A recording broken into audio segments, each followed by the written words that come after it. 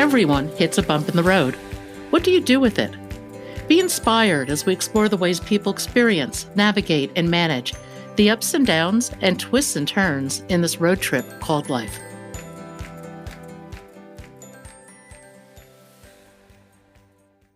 Welcome to another episode of Bump in the Road. The basic podcast is always free. We also have a premium subscription called Bump 2 that lets you listen in on extended behind-the-scenes conversations with our guests. Check it out at www.bumpintheroad.us. In 1993, Sharon Henifin was diagnosed with breast cancer.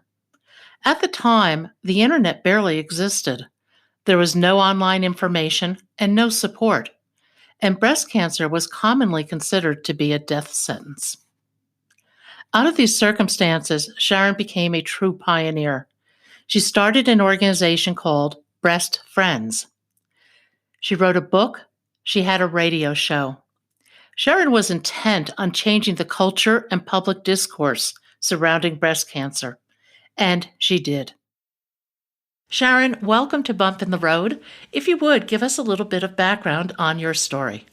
Oh, I'm happy to. Thanks for having me.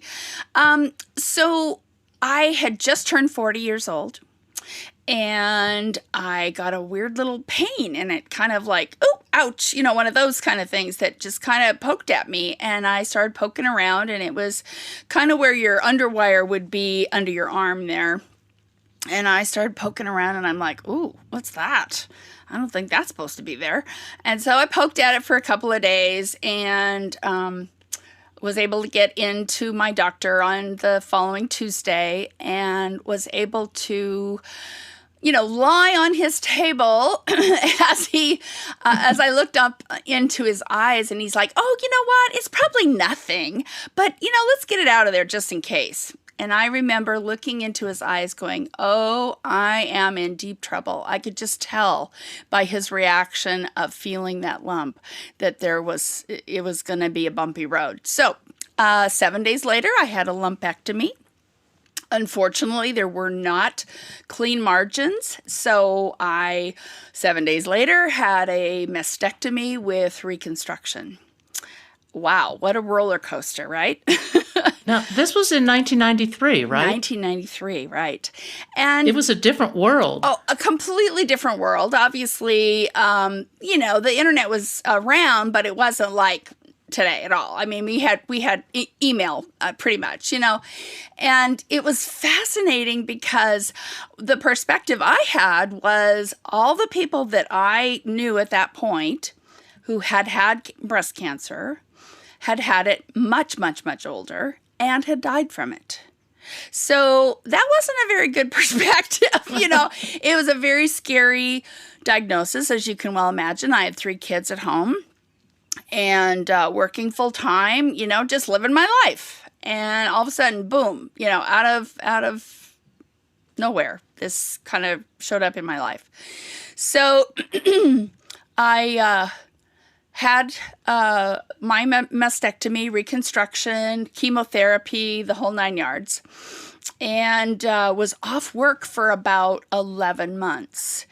And that caused, it was wonderful that I had long-term and short-term disability, so money wasn't a problem for me back then, which was fabulous, but most of my friends were at work, and I wasn't. So having that separation, out of sight, out of mind kind of thing. And people would call or they'd, come by or whatever occasionally, and they would say, how you doing? I'm fine, be the cheery person I am and, reduce the scariness of it and all that for everybody else. Well, unfortunately, I was lonely. I was a mess. But I didn't really fess up to that. But none of us do, and we all put ourselves in the position often of making everybody else feel comfortable. Yeah. Oh, of course. That's what we do. And I remember one particular girlfriend. We had lots of conversations about it later.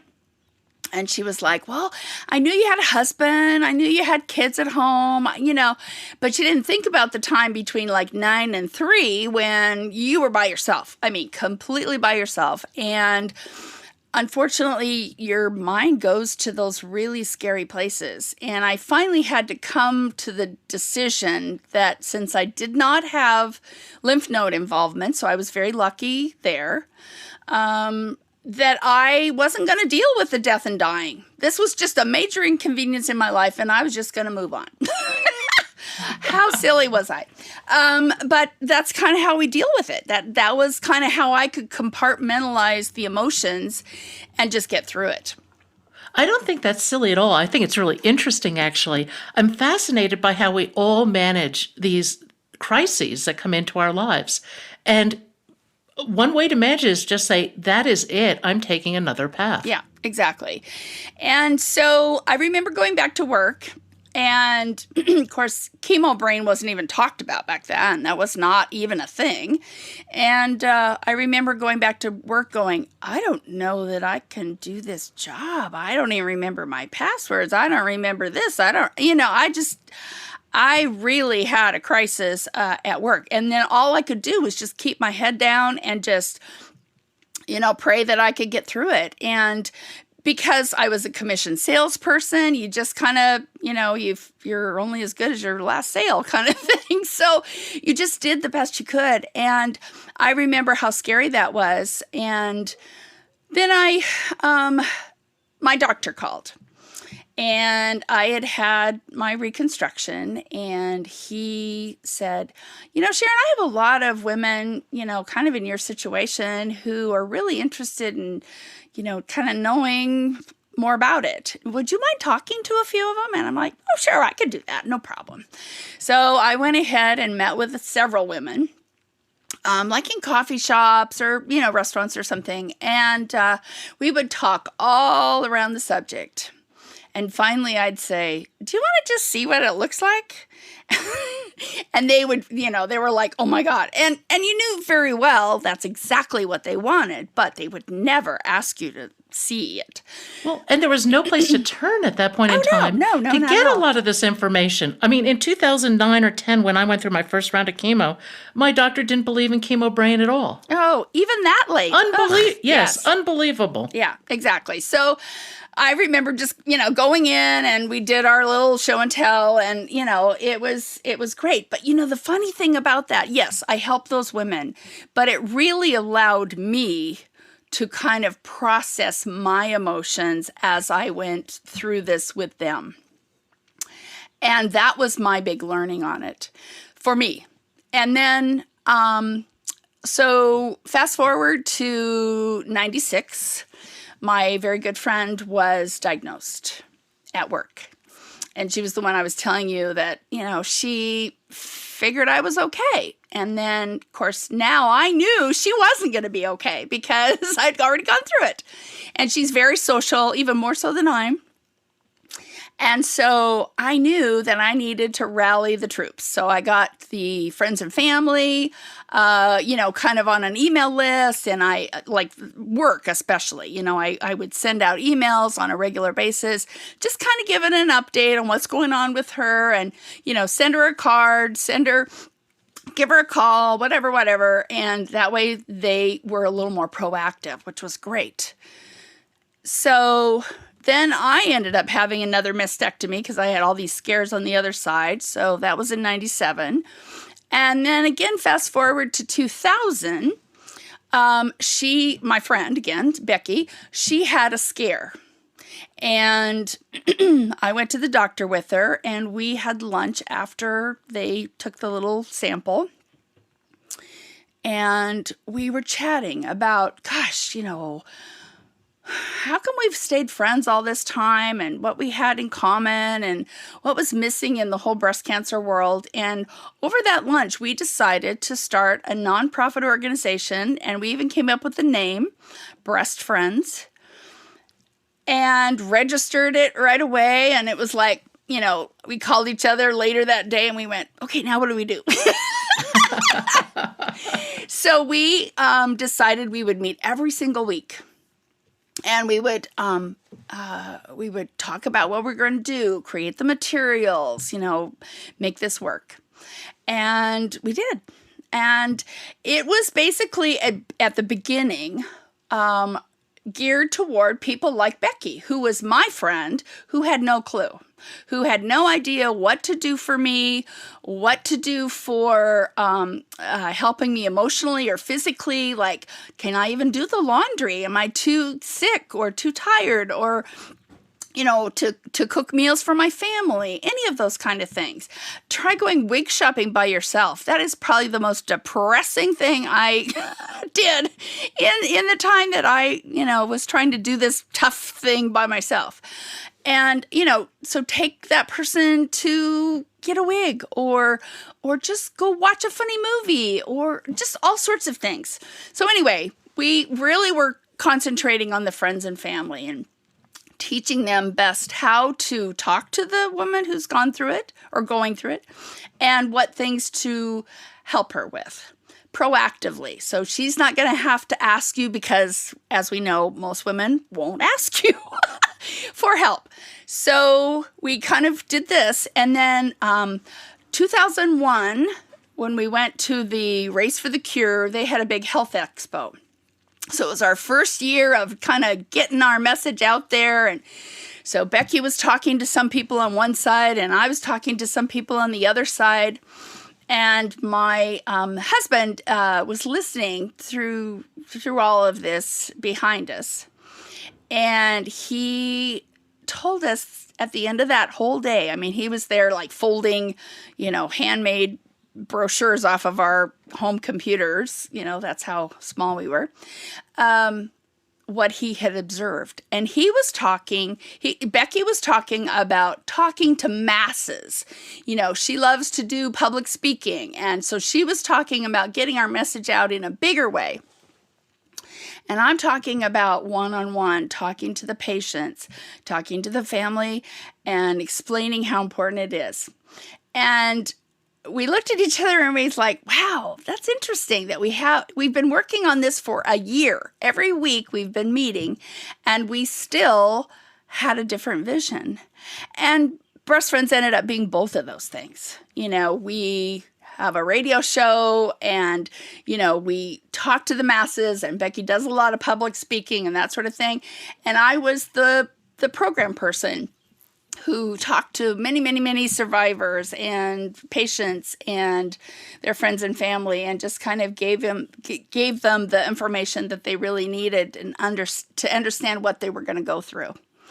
And you wrote a book too, didn't you? I did. I became a certified life coach in 2007, and I found that to be really extraordinarily helpful in my own journey, but also to be able to explain or to help other people. And so I started retreats and workshops called Thriving Beyond Cancer, using life coaching principles and exercises and that kind of thing.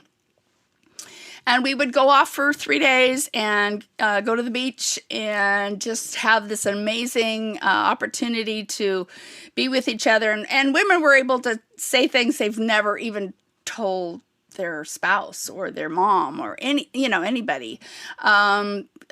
Things come out of the woodwork like, unfortunately, chemo creates a lot of problem with your estrogen. So potential sexual problems or intimacy problems or just self-esteem problems that we all deal with when we've had surgery and we're not natural anymore. So long story short, yes. So later I ended up talking about creating a book, and I didn't really consider myself an author at that time, but I said, you know what, I am the person to write this. And so with some help from a gal actually from one of the retreats, she helped me kind of get through the steps of writing a book. And so I have a book on Amazon now called Thriving Beyond Cancer. There's a great quote in your book that I want to bring up, because I think it has profound implications for everybody going through something like this. After seeing her mortality, she realizes her life is ill-fitting. Mm-hmm. I think a lot of us go through that. I don't remember the context in it, being perfectly honest, but that is a very appropriate quote for so many women. I was in corporate America for 32 years. And part of that time, I was working at Breast Friends part-time. And then in 2006, I was able to retire and worked full-time at Breast Friends. And it honestly felt like what God put me on this earth to do. So, yes, I think that is completely a true statement. What is it about an experience like this that transforms some people and not others? Good question. I can speak for myself. I think it allowed me to really assess what was important in my life and honestly what my God-given talents and gifts are, and try to figure out how I can best use those. I think some people, when you're on the outside looking in, just think, oh, pink ribbons and, runs or, whatever. No. It's a a cancer diagnosis will cut you to the core. There's no question. But I think a breast cancer diagnosis and treatment and all that goes with it really cuts into your femininity, your sexuality, your sensuality. I mean, it really, I think, if you allow it, can change who you are in the world. And when I say that, I mean to be more authentic you. And I think that's a really important gift, if you will, to be able to embrace. Not everybody is ready or able to embrace that because it takes work. It's not an overnight thing. No, it's massive change, and it's a change that probably takes years for you to integrate into your new life. It really does. And there's going to be chapters, and there's going to be bumps. Like you said, bumps in the road, right? There are a lot of bumps in the road. And but looking back on my journey, I don't know that I'd change much of anything other than maybe the knowledge that it's okay to really ask for help. But other than that, I don't know that I would change much of it because I wouldn't be the person I am today with the ability to empathize with other women where they are. If there were 3 key pieces of advice you would give somebody, what might they be? Well, let's see. I would think the first one would be to ask for help or at least accept help when it's offered. Even if you don't feel comfortable asking, at least have a list by your phone of things that people might be able to do to help you out. And in case it comes up in a conversation, I'm heading to the grocery store, can I pick you up anything? Have your grocery list right there by the phone and say, oh, wow, that would be really sweet of you to do that. Yeah, as a matter of fact, I could use XYZ, I think that would be a big one. And to understand that this isn't a quick thing to get through. It was a major inconvenience in my life, as I expressed earlier, but at the same time, it's a journey. I think I would have journaled my experience, my feelings, much more than I did. So I would say that might be a second piece of advice, to kind of capture what it is that you've gone through and think about it and try to work through some of the feelings ahead of time, but know that most of them you won't really be able to process until after you've actually finished physically healing. When the surgeries are done and the chemo is done and the radiation is done and some of the healing from those things are finished. I think that would be important too. And a third one is, if you don't want to deal with your breast cancer later, that's okay. But I can pretty much guarantee that it'll come bite you at one point or another if you don't.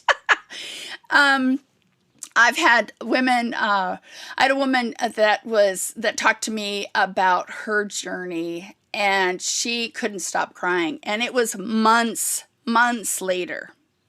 And she said, I got done with my treatment and I just got back on my horse, basically. And she actually had a ranch. Got back on my horse and just kind of pretended it didn't happen, just kind of moved on. And then 6 months later, she couldn't stop crying. So there's stuff that you need to deal with, both on your sexuality, your sensuality, your femininity, your self-image. There's just things you need to work through and ask for help.